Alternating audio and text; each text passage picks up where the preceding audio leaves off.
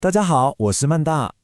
今天我们来聊聊一个听起来超级简单，但其实里面藏着大混的一句话，就是查理芒格讲的"先存下你的第一笔10万块"。你可能想说10万，这有什么了不起的？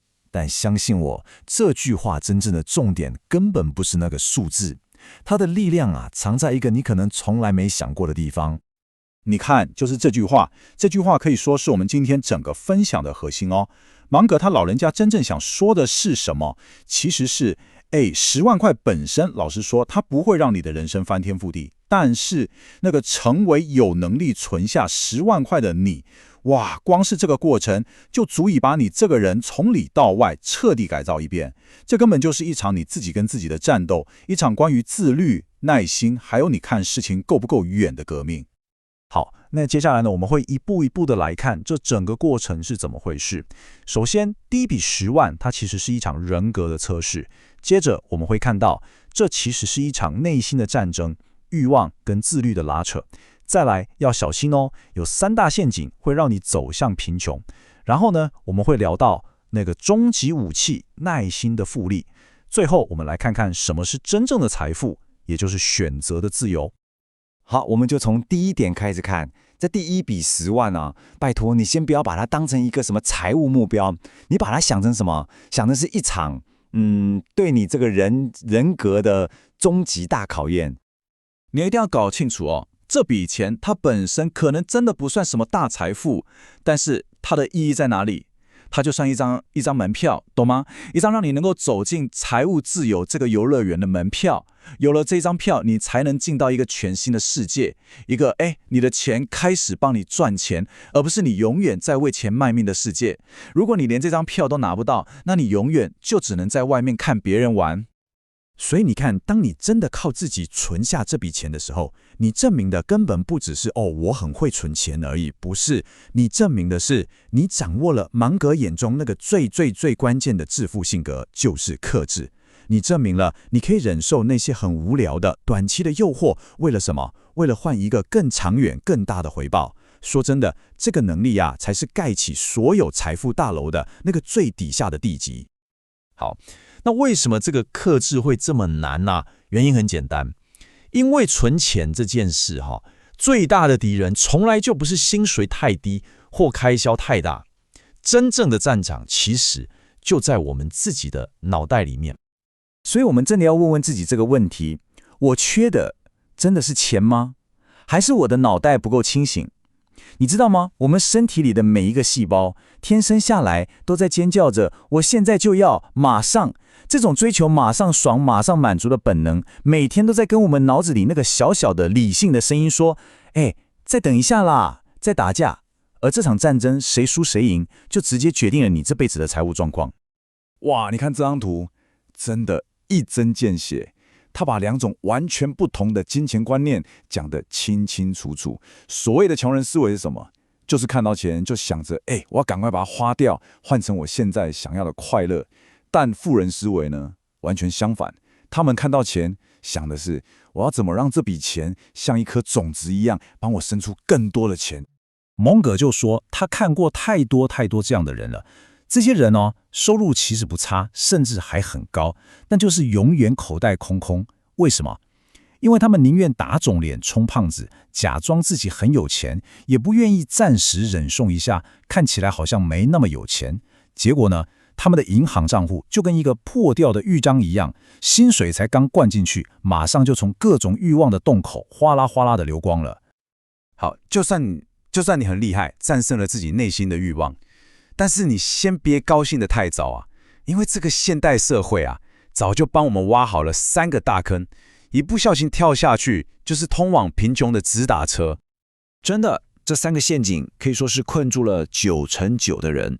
第一个就是攀比，你滑手机，看到别人又买了什么新包包、新手机，就觉得我也该对自己好一点，结果就是用别人的标准来惩罚自己的钱包。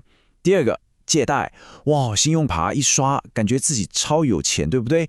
但其实你只是在拿明天的钱来花，加速冲向贫穷。再来第3个，最可怕的是幻想，你总觉得，等我加薪了，一切问题就都解决了。别傻了，你欲望膨胀的速度永远比你老板帮你加薪的速度快上100倍。所以，如果你没有先搞定你内心那个想花钱的冲动，那你赚再多钱都没有用。你只是像一只在跑步机上的仓鼠，跑得越快，流的汗越多，看起来很努力，但其实你一步都没有前进，永远在原地打转。好，那当你学会了怎么避开前面说的那些坑之后呢，你就可以开始使用在整个财务世界里面那个最强大，但同时也最残酷的终极武器了。为什么说它残酷？因为复利这个东西啊，它在刚开始的时候，那个效果慢到你会怀疑人生哦。你辛辛苦苦克制自己不乱花钱，拼了命存钱投资，结果1年过去了，打开账后一看，怎么好像没多多少？那种感觉就像是老天爷在嘲笑你的努力一样，跟你说啊，90%的人就是在这里放弃了。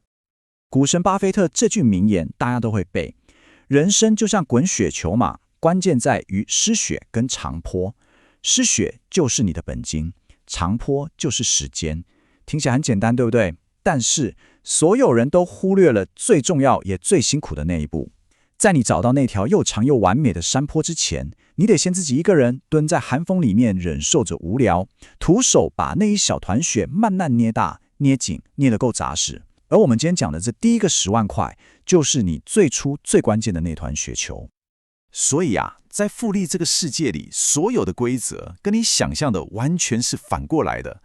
你的冲动、你的焦虑、你那种我好像该做点什么的渴望，这些通通是你最大的敌人。那你唯一也是最可靠的盟友是谁？答案很简单，就是时间。所以你看，复利这个游戏的规则说穿了其实超简单，甚至简单到有点违反人性。它奖励的是谁？是那些最聪明、最会操作的人吗？不是，它奖励的是那些能管住自己的手，静静的什么都不做的人。